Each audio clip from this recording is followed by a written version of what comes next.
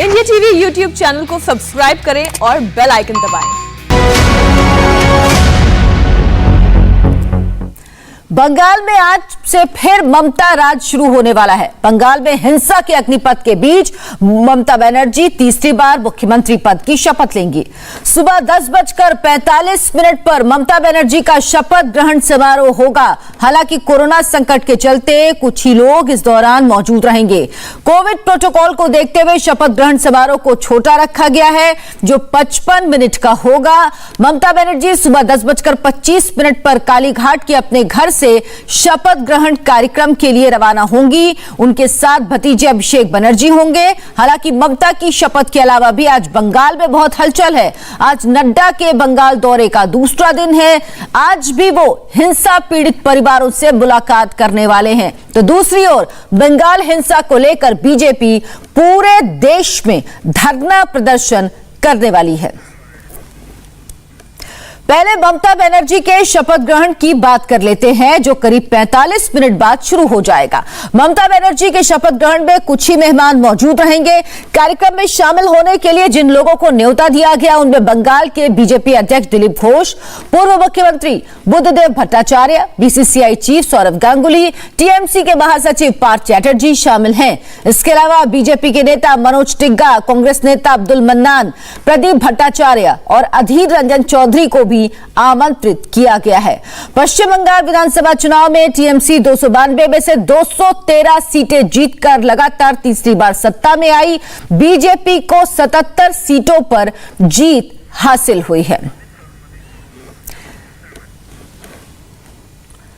हमारे साथ हमारे सहयोगी अमित पाली जुड़े, इसके अलावा मनीष भट्टाचार्य भी हमारे साथ हैं। मनीष, ये कार्यक्रम कब शुरू होगा? और अब से लगभग 45 मिनट बाद शुरू होने का वक्त तय है। इसके लिए कोविड प्रोटोकॉल किस तरह से फॉलो किया जा रहा है? तीसरी बार मुख्यमंत्री बनना ममता बनर्जी का बेहद महत्वपूर्ण है, लेकिन ममता बनर्जी इस बार चुन के नहीं आई विधायक। देखिए, बड़े मैंडेट के साथ आई हैं, लेकिन सबसे पहले सुबह का कार्यक्रम मैं बताऊं कि एक विशेष पूजा घर में आयोजित की गई थी ममता बनर्जी के, जिसको बेहद गुप्त रखा गया है। और इस विशेष पूजा में ममता बनर्जी के साथ सिर्फ उनके भतीजे अभिषेक बनर्जी ही थे। और उसके बाद वो सीधे कालीघाट रवाना होंगी, जहां पर पूजा करने के बाद ही वो राजभवन जाएंगी। 10:45 पर राजभवन के टाउन हॉल में पूरा ये आयोजन होगा शपथ ग्रहण का, और उसमें तमाम लोग शामिल होंगे। और उसके बाद सीधे ममता बनर्जी नवान्न सेक्रेटरीट पहुंच जाएंगी, जहां पर गार्ड ऑफ ऑनर उनको दिया जाएगा और वहां पर अधिकारियों कर्मचारियों से मिलेंगी। पहली चीज। दूसरी बात मैं बताऊं अर्चना, कि सत्ता में आते ही जितने भी करीबी थे ममता बनर्जी के, उनको धीरे धीरे गिफ्ट मिलने लगा है। और उसमें सबसे पहला नाम है फिरहाद हाकिम का, जिसे नगर निगम बोर्ड का फिर से चेयरमैन बना दिया गया है। और क्योंकि फिरहाद हाकिम सबसे करीबी थे ममता बनर्जी के, और उनको आते ही सबसे पहला तोहफा ममता बनर्जी ने दे दिया है। और उसके बाद अब माना जा रहा है कि अधिकारियों के साथ ममता बनर्जी मीटिंग लेंगी। लेकिन सवाल बहुत बड़ा ये खड़ा होता है कि सरकार में आते ही पश्चिम बंगाल में लॉ एंड ऑर्डर का सिचुएशन पूरी तरीके से बिगड़ गया है। तमाम जगह से शिकायतें आ रही हैं, बीजेपी दफ्तर जलाए गए हैं, तमाम लोग घर को छोड़कर पलायन कर रहे हैं। और विशेष तौर पर नंदीग्राम, जहां से ममता बनर्जी चुनाव लड़ रही थी, वहां पर स्थिति बहुत ज्यादा खराब है। और इसी के लेकर तमाम विरोध प्रदर्शन हो रहा है। जेपी नड्डा कोलकाता पहुंच चुके हैं। जेपी नड्डा समेत दिलीप घोष और बीजेपी के नेता धरने पर बैठेंगे, और ये मांग की जाएगी कि जो लॉ एंड ऑर्डर का जो सिचुएशन पश्चिम बंगाल में बिगड़ा है, उसको कहीं ना कहीं सही किया जाए। और लगभग इसमें कई लोगों की मौत हो गई है, उसको कहीं ना कहीं हर्जाना जरूर मिले। ये एक बहुत बड़ा चैलेंज है पश्चिम बंगाल सरकार के लिए। चलिए, अमित भी हमारे साथ है। अमित, क्या ये जानकारी, कितने और मंत्री शपथ ले सकते हैं ममता बनर्जी के साथ आज?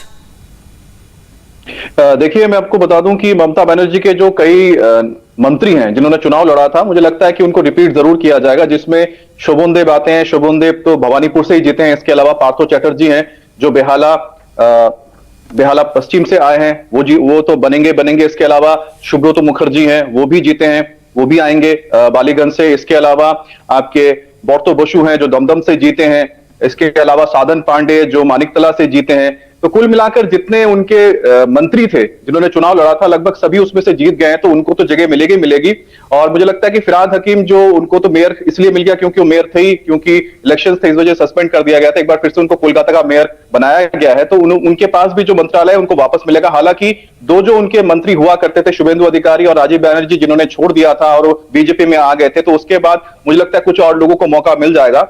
लेकिन इस वक्त जो सबसे जरूरी है ममता बनर्जी के लिए यह है कि एक तरफ तो शपथ ग्रहण हो रहा है, तो शपथ ग्रहण में तो पहला दाग ये लग गया कि वो नंदीग्राम से हार चुकी है, उनको कहीं ना कहीं से 6 महीने बाद वापस आना होगा, चुनकर विधानसभा में आना होगा। लेकिन एक जो और बड़ा दाग उनके ऊपर लगने जा रहा है या फिर लग चुका हम कह सकते हैं, वो है जो हिंसा हुई है चुनावों के बाद। आपको बताऊं कि ममता बनर्जी ने कल एक अहम मीटिंग की है जिसमें तमाम जो अधिकारी हैं, जिसमें पुलिस ऑफिशियल्स भी शामिल थे, उनके साथ उन्होंने बैठक की थी और उन्होंने उनको कहा था कि जो लोग इसके पीछे हैं उनके खिलाफ कार्रवाई की जाए। ममता बनर्जी ने बहुत सारे जो सोशल मीडिया में जो आपके वीडियोस आए थे, उन वीडियोस को भी सौंपा है ताकि देखने के लिए कि यह सही है या नहीं है। अगर सही है तो इनमें जो लोग हैं इन्वॉल्व है उनके खिलाफ कार्रवाई की जाए, क्योंकि देखिए ममता बनर्जी ममता बनर्जी के शपथ ग्रहण से पहले ही जिस तरह की हिंसा हो रही है वो वाकई चिंता पैदा कर रही है और बीजेपी इसको लेकर तमाम सवाल भी ममता बनर्जी पर उठा रही है। लेकिन इस बीच बीजेपी अध्यक्ष जेपी नड्डा आज दूसरे दिन बंगाल में हैं। कल जेपी नड्डा हिंसा पीड़ित परिवारों से मिले थे और थोड़ी देर में नड्डा नॉर्थ 24 परगना के हिंसा पीड़ित परिवार से भी मुलाकात करेंगे। जगत दल में शोभा रानी मंडल के परिवार से मुलाकात करेंगे। बंगाल में हिंसा के दौरान शोभा रानी मंडल की हत्या कर दी गई थी। शाम 4 बजे बीजेपी अध्यक्ष पार्टी के सांसदों और विधायकों से मुलाकात करेंगे। इसके बाद राजारहाट के होटल वेस्टिन में जेपी नड्डा प्रेस कॉन्फ्रेंस करेंगे। बंगाल में हिंसा की वारदातों के खिलाफ आज बीजेपी ने देशव्यापी धरना प्रदर्शन का भी आयोजन किया है। जो मैंने अभी दृश्य देखा, जिस तरीके से अभिजीत सरकार की माताजी दुख हुई होकर के अपने बेटे के लिए बिलख बिलख कर रो रही थी, जिन लोगों को ये चीख पुकार सत्ता में बैठ करके सुनाई नहीं देती है, वही ये हिमाकत कर सकते हैं कि ऐसी घटनाओं को स्टंट, नौटंकी, एक्टिंग, इस तरह की शब्दावली देकर वह ऐसे गंभीर विषयों को खारिज करने का प्रयास करते हैं। बंगाल में सत्ता पर बैठने के लिए ये रक्त रंजित राजनीति, इसे भारतीय जनता पार्टी कभी भी बर्दाश्त नहीं करेगी। मनीष, जेपी नड्डा पहुंचे हुए हैं, कल से वो हैं वहां पर। बीजेपी कार्यकर्ता जो हिंसा के शिकार हुए उनसे और उनके परिवार वालों से मिल रहे हैं।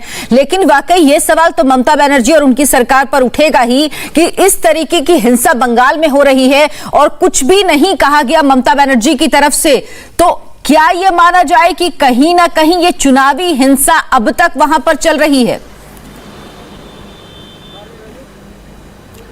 देखिए, बिल्कुल चुनावी हिंसा चल रही है और अब वो बयान भी ममता बनर्जी के सामने आने लगे हैं। जब चुनाव नहीं हो रहा था तब तमाम सभाओं में ये ममता बनर्जी कहते हुए सुनाई पड़ रही थी कि अभी तो सेंट्रल फोर्स आ गई है, आगे क्या होगा, आगे कौन क्या करेगा, आगे तो मैं ही यहाँ पर रहूंगी।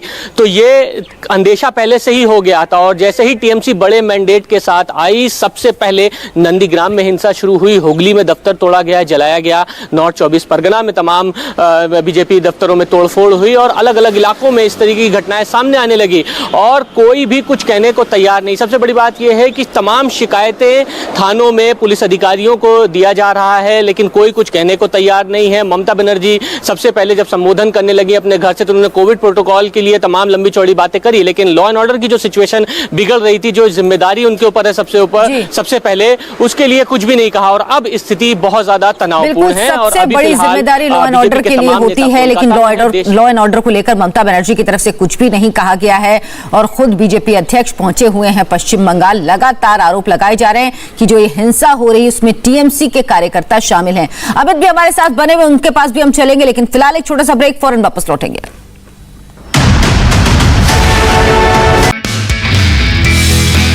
नमस्ते, मैं हूं मीनाक्षी जोशी।